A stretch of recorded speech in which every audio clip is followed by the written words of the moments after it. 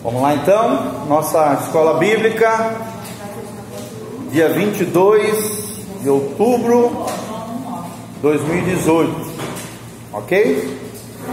Vamos ler o nosso texto-chave. Nós estamos vendo o módulo Pastoreamento Inteligente.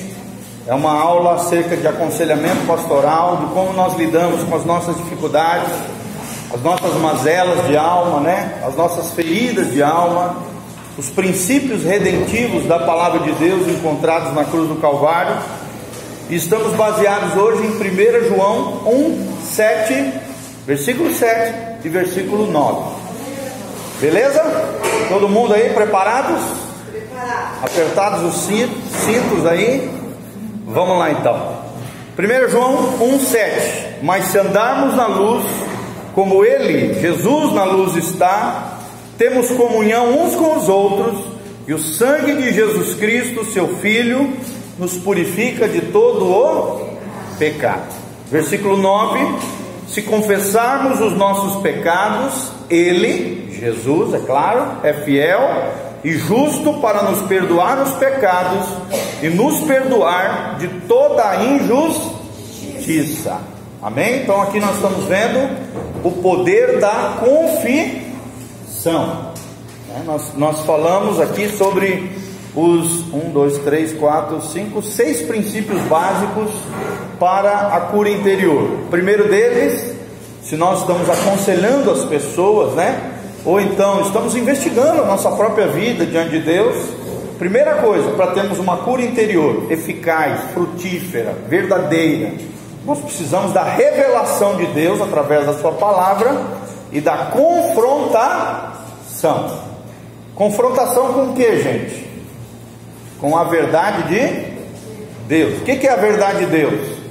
A Bíblia, ok? Não é os achismos, não é o que eu acho, o que eu penso, como nós já falamos, é o que a palavra de Deus diz. Vocês podem observar, toda aula eu começo a partir do quê?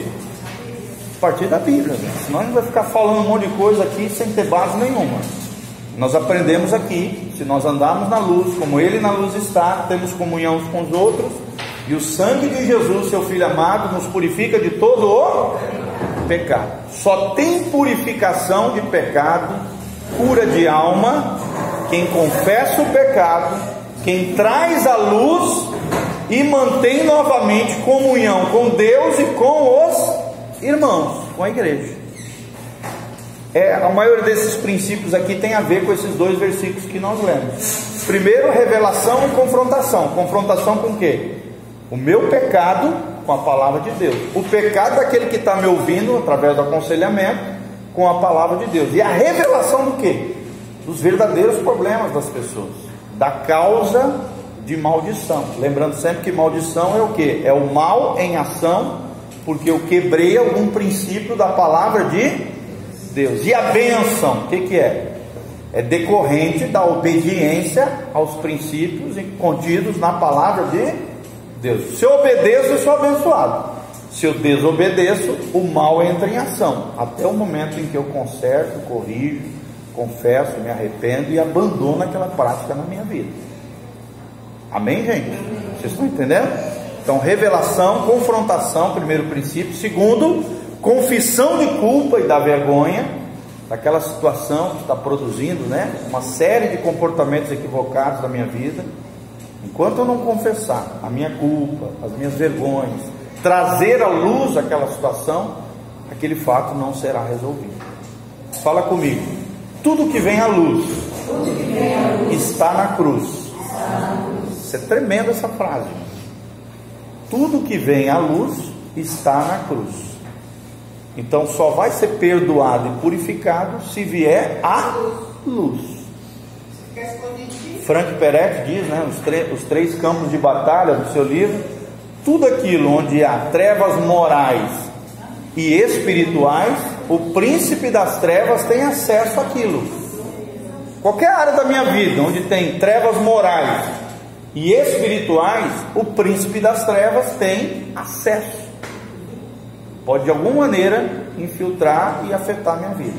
Vou repetir: tudo que está na luz está na cruz. Vamos falar junto? Tudo que está na luz está na cruz.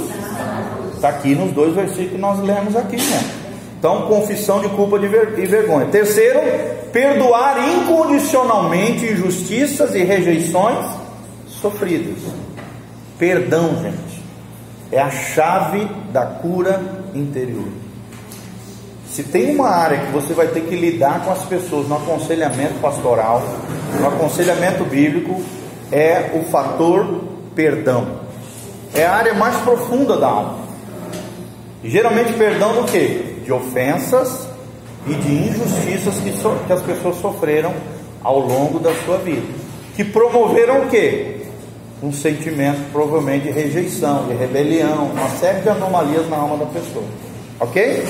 Perdoar incondicionalmente injustiças e rejeições sofridas. Quarto princípio que nós vamos ter que levar as pessoas: assumir a responsabilidade pelas escolhas erradas.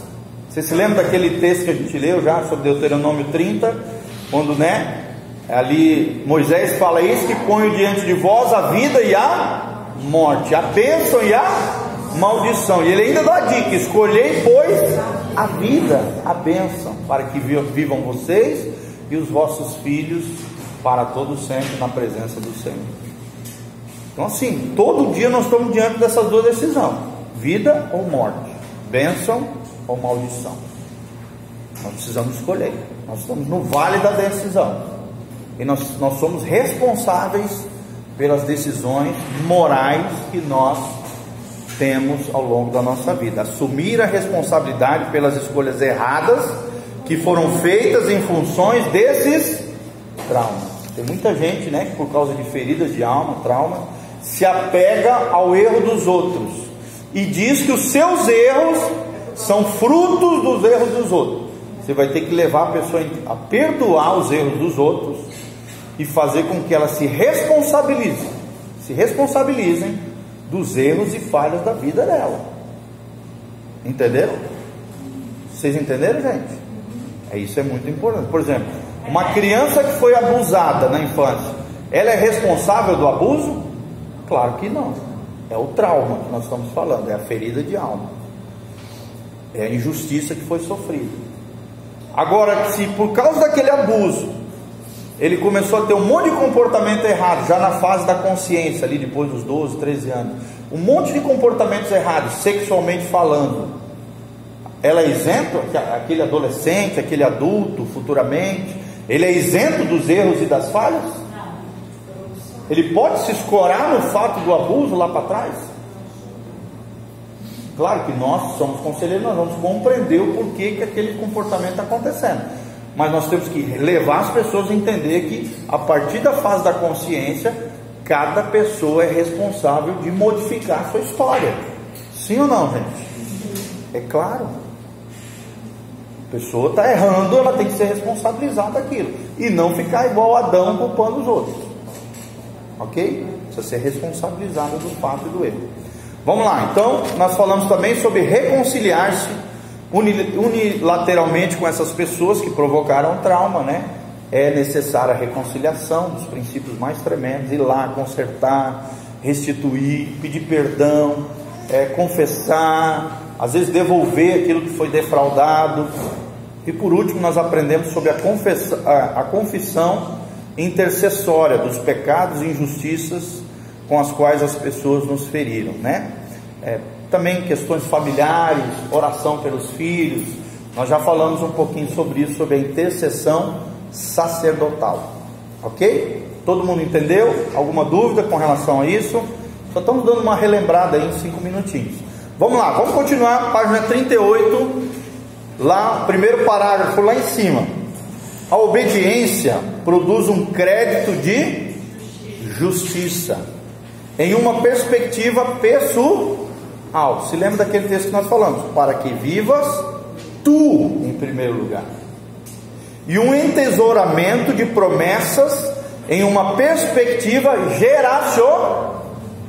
Tu e a tua descendência. Vocês estão entendendo, gente? Quando eu obedeço, o primeiro crédito de justiça vem para mim, mas as promessas dessa justiça afetam não somente a mim, afetam meus filhos, meus netos, as gerações que virão através de nós.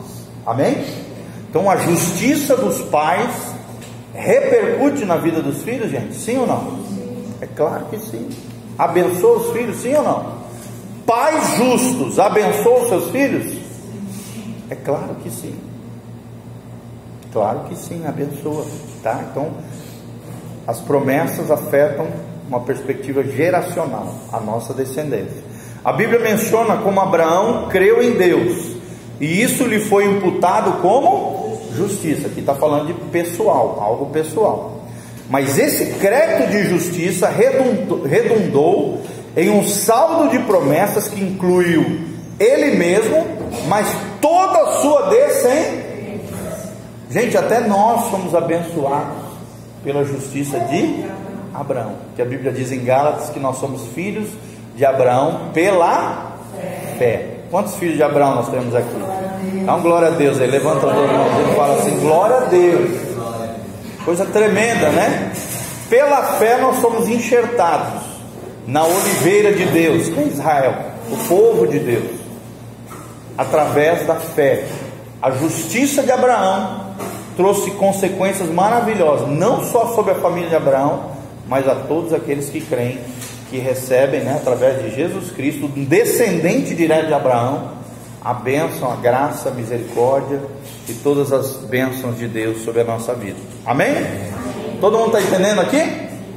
O pecado produz um crédito de injustiça, ou seja, uma culpa de caráter pessoal, e também uma perspectiva espiritual de caráter coletivo, ou seja, uma consequência geracional ou uma influência herdada. Olha só, gente, todo mundo está entendendo aqui? Pais ímpios vão de alguma maneira afetar os seus filhos? Sim ou não? De quem é a responsabilidade dos pecados? Dos pais. Mas quem vai sofrer as consequências equivocadas dos pais? Os filhos. Sim ou não? E da mesma maneira os filhos com relação aos pais, porque os pais também sofrem com os erros dos filhos. Sim ou não, gente? É claro que sim. E como? Né? E como sofre? Porque você está ligado, você não é uma ilha isolada, gente. Você está ligado afetivamente a pessoas, né? Às vezes até um irmão, um cunhado, alguém que lá longe está sofrendo. De alguma maneira aquela colheita coletiva vai afetar você. Você vai sofrer com aquela pessoa. É claro que você vai se levantar em intercessão. Quem é responsável daquele fato é aquela pessoa lá que está, né, que está sofrendo todas as consequências daquilo. Mas de alguma maneira aquilo afeta também, no mínimo emocionalmente, você que está ligado afetivamente àquela pessoa. Sim ou não, gente? Vocês estão entendendo? Então todo pecado ele produz um crédito de injustiça.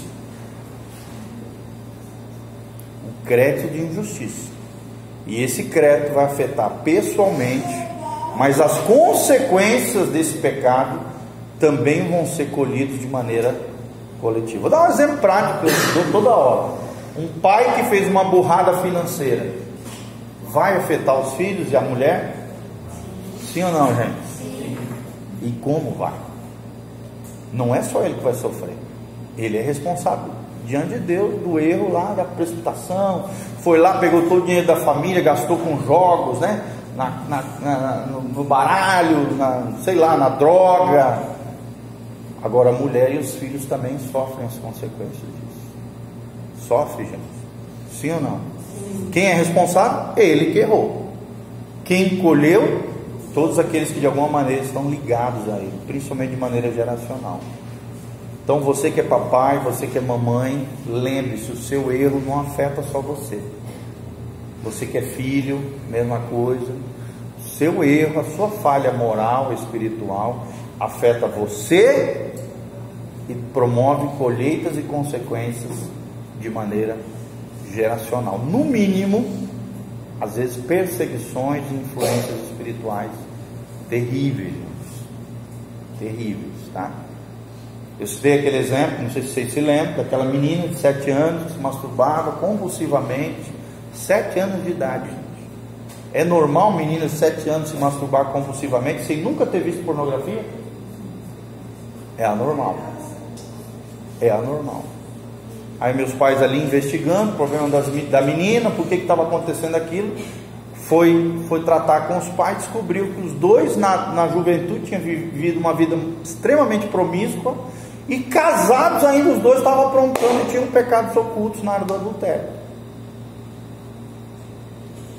Ou seja, o erro dos pais estava promovendo colheita e afetando a sexualidade de uma menina de 7 anos de idade, sem explicação racional para aquilo, mas espiritual sim podia ser explicado.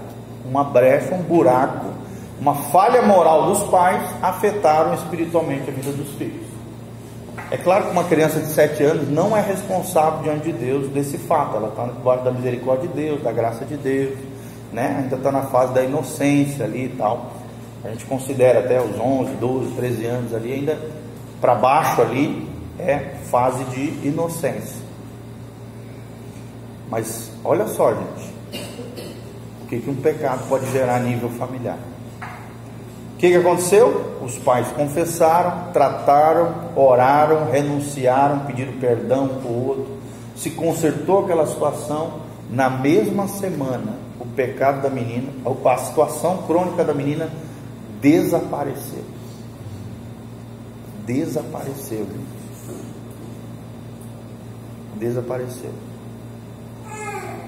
E aí você entende que o mundo espiritual repercute no mundo natural. Sim ou não, gente? É claro que repercute. Claro que nem tudo é espiritual. A gente não pode demonizar tudo, tá? Tem coisas que são falhas de caráter, falhas de personalidade. Tem coisas que são problemas biológicos, hormonais, né? Não estou falando desse caso, de outros, tá? Que não é, a gente tem que ter o equilíbrio de não achar que tudo é demônio, que tudo é maldição, que tudo é o diabo. Isso aí é desequilíbrio. Nós temos que ter uma visão equilibrada sobre os problemas da vida. O problema pode ser pneumo, espírito, pode ser psico, alma, emoções, sentimentos, pode ser soma, corpo, biológico, um problema biológico. Vocês estão entendendo? Psico, pneumo ou somático, o problema. Ou às vezes até dois deles, né? Psicosomático, as doenças psicossomáticas nos dias de hoje. Ok, gente? Todo mundo está entendendo? Amém? Amém? Vamos continuar aqui. Por conta do pecado de Adão, a morte passou a todos os homens. Olha só, quem foi que pecou lá no Gênesis? Adão. Mas isso teve uma influência a toda a raça humana? Sim ou não, gente? É claro que teve. Olha o exemplo de Adão. A morte passou a todos os homens. Toda a raça humana foi afetada por causa dos nossos representantes no jardim do Éden. Tá? Agora também a gente não pode querer dar uma de bonzão aqui. Não tem culpa que Adão pecou lá, tá? Né? Às vezes a gente tem essa tendência de achar que nós somos os bonzinhos e que Adão é que é errado. Irmãos, cada falha moral nossa, escolha errada na nossa vida, a gente só prova uma coisa: se fôssemos nós lá no Gênesis, nós faríamos a mesma coisa que Adão fez. Sim ou não? Muitas vezes quando a gente escolhe o pecado e desobedece a Deus, só prova uma coisa: Adão representou muito bem eu e você lá. Sim ou não, gente? É porque geralmente tem aqueles santarrões, né? Chegar lá no céu, vou dar um pau no Adão e tal, porque trouxa, Eva, aquela doida, destrambelhada. Irmão, nosso dia a dia só prova uma coisa: somos pecadores, somos tão falhos quanto Adão, e somos responsabilizados por isso. Amém? Até no mundo perfeito nós podemos fazer escolhas erradas e desobedecemos o nosso Deus. Até os anjos que vivem na presença de Deus, que eram, né, na sua natureza, perfeitos, em honra e glória, mas eram seres morais como nós somos, fizeram escolhas erradas, e 1/3 deles foram banidos da glória, e são os anjos caídos. Até os anjos. Fala.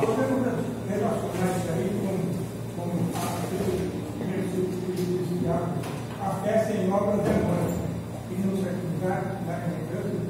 E Abraão creu, né? E ele obedeceu. Então, isso lhe foi imputado como justiça. Exatamente. Seria obra, né? No caso. Isso. Porque Adão desobedeceu. Isso. Isso foi condenado, né? Isso. Por quê? Só porque desobedecia. Exatamente. Paulo faz essa relação em Romanos, né? Isso é a obra, né? Assim como Caim, quando Deus chamou ele, depois que fizeram o sacrifício, ele disse: olha, se você tivesse feito, porque isso está cagando coisa aí, vai coisa. Se você tivesse feito o certo, você estaria sozinho. Mas como você fez o errado, então o pecado está na porta, esperando você. Isso. Agora compete a você vencer. Isso. Tremendo esse trecho aí, né? Deus observou, alertou Caim, falou: Caim, por que você está assim? O pecado está na porta do teu coração. E aí logo em seguida Deus fala assim: cabe a você dominá-lo. Olha só, Deus alerta, Deus dá a saída, e Caim vai lá e mata ele.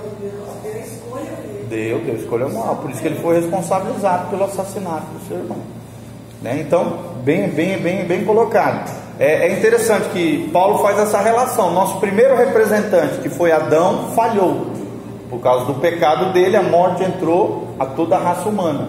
E aí entra o nosso segundo representante, o segundo Adão, que é quem? Jesus de Nazaré. Esse não falhou. Por causa da justiça de Cristo, nós recebemos a vida eterna através de Cristo Jesus. Aonde Adão falhou, Jesus não falhou. Aonde Adão falhou, entrou a morte. Aonde Jesus não falhou, entrou a vida eterna, que é conquistada através da fé. Muito bem colocado. Contaminou negativamente todos. Cristo acertou, teve sucesso, venceu o pecado, venceu a morte. Por causa de Cristo, Deus derrama, né, através da fé, mediante a fé, a justiça de Cristo em nós é imputada, como foi colocada sobre Abraão por causa da sua justiça, da obediência. Tá bom? Todo mundo entendeu? Muito bem colocado. Vamos lá. Obviamente a responsabilidade pessoal está acima das heranças espirituais. Sim ou não, gente? Nós já falamos isso várias vezes aqui. 30%, dizem os especialistas em cura interior, são heranças que nós recebemos dos nossos antepassados. É um fator que tem uma importância, só que não é o mais importante. 30% das influências da nossa vida nós trazemos dos nossos antepassados, dos nossos familiares, né? Da nossa herança familiar.